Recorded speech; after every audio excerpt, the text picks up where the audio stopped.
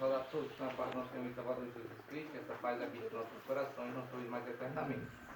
Estaremos aqui nesse momento para a proclamação da Santa e Poderosa Palavra de Deus.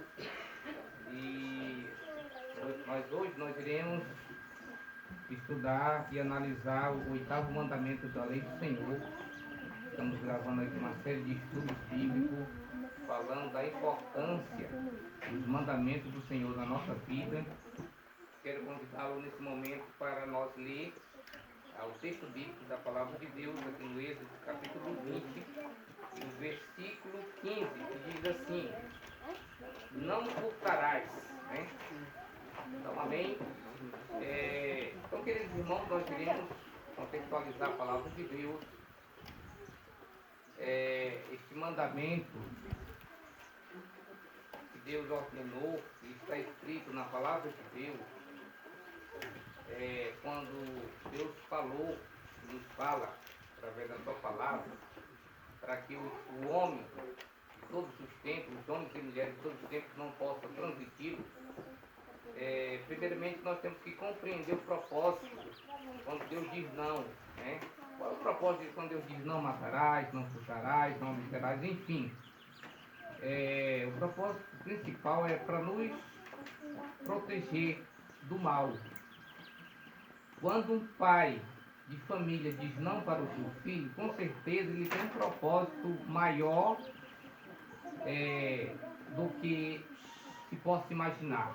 Então Deus, quando diz não, é porque Ele quer nos proteger também, certamente, né? Então vamos ver alguns textos bíblicos aqui na Palavra de Deus, no livro de Lucas, né?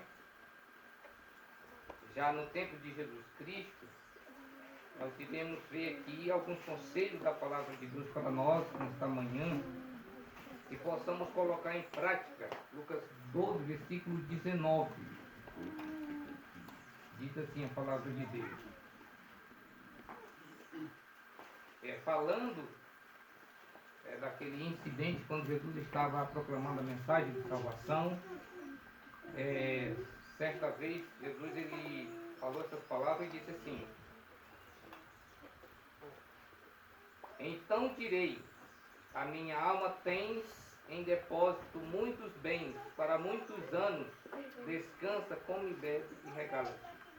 Mas Deus lhe disse: louco, esta noite te pedirão a tua alma, e o que tu tens preparado, para quem será? Então vemos aqui que aquele cidadão, essa personagem bíblica aqui, que Jesus falou a respeito da sua conduta, do seu comportamento, tinha muitos bens, do ponto de vista humano tinha tudo, não faltava nada. Mas diante de Deus não tinha nada. Então, qual é a lição que podemos extrair desta mensagem aqui? Não adianta o ser humano ter tudo aqui nesta vida, ter grandes riquezas, grande sabedoria do ponto de vista humano, mas se não tiver o Senhor da vida, o Senhor da glória na sua vida, não tem valor nenhum a vida humana. É por isso que a palavra de Deus diz assim: buscar em primeiro lugar o reino de Deus e a sua justiça, e todas essas coisas vos serão acrescentadas, né? O que pode ser acrescentada quando nós temos Deus na nossa vida? É acrescentada a sabedoria, o conhecimento, né? A saúde, os bens materiais também são acrescentados, porque Deus é quem dá, Deus é dono de todas as coisas. Mas o ser humano foca mais as coisas só para o lado literal, para o lado físico, né? O lado espiritual pouco dão importância, deixa para o último momento, né? E não é assim que nós temos que proceder. Vamos lá para o Mateus capítulo 6, né? Primeiro livro evangélico, do evangelista Mateus. Nós temos outro conselho da palavra de Deus também aqui. Nosso Senhor Jesus Cristo foi um grande missionário, deixou exemplos, né, para nós, conselhos infalíveis. Capítulo 6, versos 19 e 21 a 21, diz assim a palavra do Senhor: Não acumuleis para vós outros tesouro sobre a terra, onde a traça e a ferrugem corrói, e onde ladrões escavam e roubam. Mas ajuntai para vós outros tesouro no céu, onde a traça nem ferrugem corrói, e onde ladrões não escavam nem roubam. Porque onde estiver o teu tesouro, aí estará o teu coração. Amém? Então este é o conselho de Cristo para nós, amados irmãos e amigos, ouvintes da palavra de Deus, que certamente irão ver, irão assistir as mensagens do Senhor através da internet, das redes sociais, né? O Senhor Jesus, o grande mestre, o grande sábio, né, nos dá este conselho para nós não colocar em primeiro lugar os tesouros deste mundo, né? Porque aqui, como nós lemos no início, o primeiro texto bíblico, Jesus dizendo assim, não furtarás, né? Hoje nós vivemos numa época que constantemente o ser humano tem transgredido este mandamento, tanto da forma física, como também na forma espiritual. Quando alguém tem bens materiais, muita gente tem muitos bens materiais, muitos ricos, né? Muitas posses, muitas propriedades, mas tais pessoas não têm tranquilidade, não têm paz, porque vivem preocupada com seus bens, com seus tesouros, como o próprio Senhor Jesus está falando em sua palavra. Por quê? Porque tem milhões de pessoas, tem várias pessoas que estão tentando roubá-lo, não é assim? A pessoa coloca cerca elétrica, bota cachorros, animais ferozes e todos os recursos que se possa ter atualmente, mas são insuficientes. O ladrão sempre dá um jeito para roubar, furtar os bens do seu próximo. Então hoje nós vivemos diante de uma sociedade corrupta, pervertida, né? Mal. As próprias palavras de Cristo dizem que nós vivemos nos dias maus, né? E no sentido espiritual também, quando alguém rouba o direito do outro, da vida, quando acrescenta palavras que Deus não ordenou, também é uma forma de roubar o conhecimento daquela pessoa, né? Induzir ela ao erro, isso também é roubo, né? Então nós não podemos jamais fazer isso, né? Segundo a palavra do Senhor. Vamos ler no livro de Isaías agora, capítulo 61, versículo 8. Profeta messiânico, segundo a palavra de Deus, né? Um grande profeta que teve naqueles tempos, né? Ele fez grandes profecias referentes ao nosso tempo e ficou certamente escrita para o nosso bem. 61, versículo 8 diz assim: porque eu, Senhor, amo o juízo e odeio a iniquidade do roubo.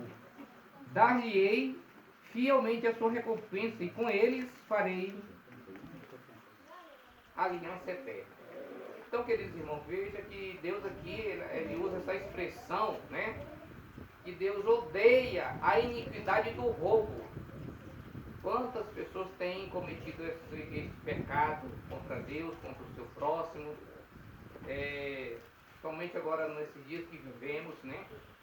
As pessoas não têm se importado, não têm dado a mínima atenção para o bem-estar do seu próximo, né? O orgulho toma conta dos corações humanos, né? E muitas das vezes a pessoa sem perceber que o problema do orgulho, a primeira vítima do orgulho, podemos dizer assim, é a própria pessoa, né?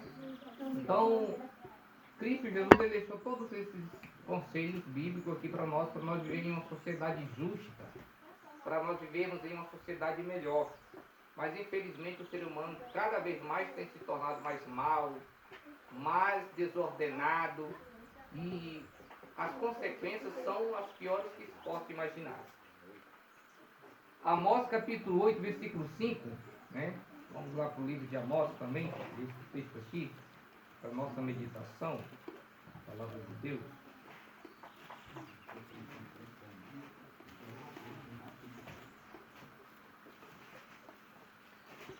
Que nós usamos aqui, 8 e 5 diz assim: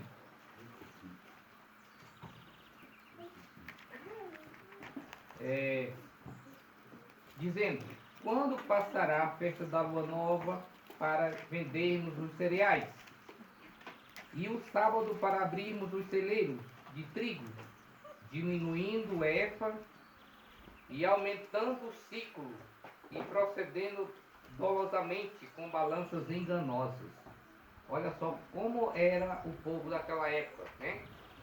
Mesmo aqueles que se diziam ser conhecedores da palavra de Deus, eles usavam este procedimento de transgredir a palavra de Deus. Já antes que acabasse o sábado, que acabasse as festas da lua nova, ele já estava planejando diminuir a quantidade do peso e aumentar o preço do produto. É assim que acontece também na nossa geração. Será que acontece assim ou não acontece? Geralmente isso acontece, irmãos. A pessoa vai de uma forma desordenada, né? Aumenta o preço dos produtos, diminui o peso, né? Isso é uma forma de roubar, de enganar o seu próximo. Isso, geralmente, as pessoas têm maior prazer em fazer isso. E do ponto de vista humano, isso é muito bom. Mas diante de Deus é um pecado, e tais pessoas serão condenadas com esse proceder errado aí, viu? Vamos lá para o Provérbios capítulo 20, versículo 23. Sábio Salomão também, aqui por inspiração divina, dá conselhos a todos nós, dizendo o seguinte, 20, 23. Dois pesos são coisas abomináveis ao Senhor, e balança enganosa não é boa.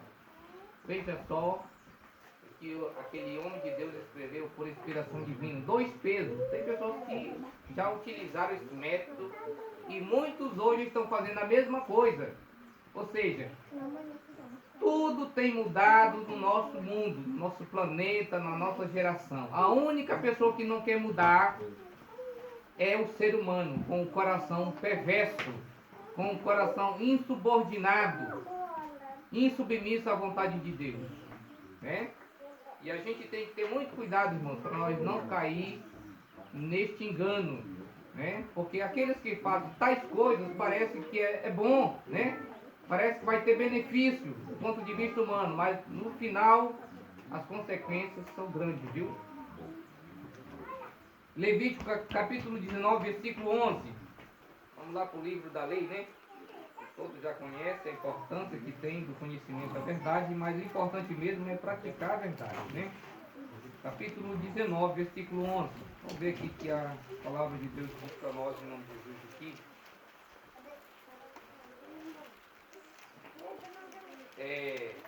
Não furtareis, nem mentireis, nem usareis de falsidade, cada um com o seu próximo. Então este aqui é o conselho de Deus para nós, né? Foi para aquele tempo, para o seu povo, para aquela geração, naquela época, e hoje continua sendo para nós que vivemos nos últimos dias, né? Não furteis, nem mentireis, né? Então a pessoa, quando usa de falsidade, quando usa de engano, está quebrando o 8º mandamento da lei do Senhor. Muitos hoje estão vivendo aí, transgredindo a lei de Deus, um dos mandamentos, e estão pretendendo ser herdeiro do reino de Cristo, né? Quando tais pessoas fazem isso, usam desse comportamento, estão sendo enganadas e enganando os outros. Efésios, capítulo 4, 15, né? Vamos lá para o livro lá das cartas de Paulo. O apóstolo Paulo teve muitas inspirações da palavra de Deus, né? E escreveu muitas coisas importantes para nós, né? 4:15 diz assim a palavra de Deus: mas seguindo a verdade, em amor cresçamos em tudo aquele que é a cabeça, Cristo. Então, seguindo a verdade, em amor cresçamos em tudo, né? Então a verdade ela tem que ser seguida, tem que ser praticada. E a verdade ela tem um nome, né? Chama-se Cristo Jesus. E a palavra de Deus nos diz que harmonia há entre a luz e as trevas, entre a verdade e a injustiça. Não existe, né, essa harmonia, essa parceria, né? quando nós nos propomos a guardar os mandamentos de Deus, quando nós se dispomos a fazer a vontade do Senhor, nós temos que estar andando e seguir Ele fielmente e somente a verdade. Colossenses 3:23. Vamos ver o que diz aqui a palavra do Senhor.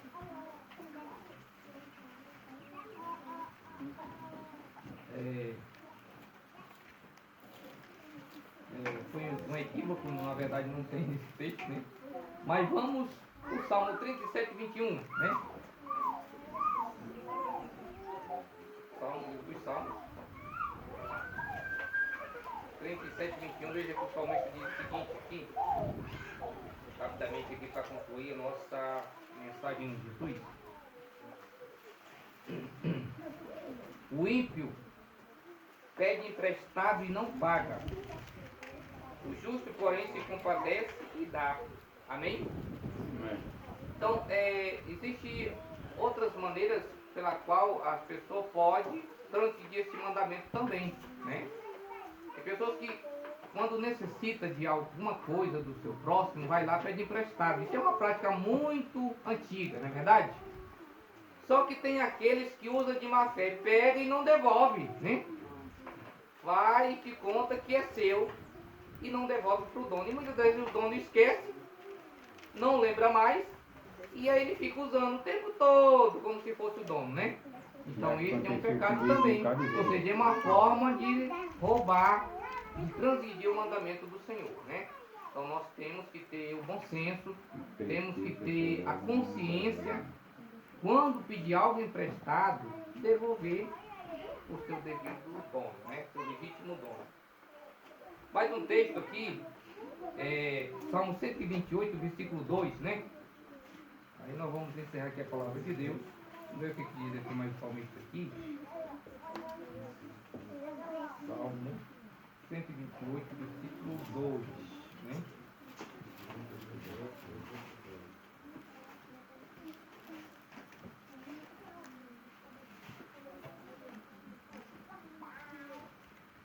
Diz assim: do trabalho das tuas mãos comerás, feliz serás e tudo te irá bem.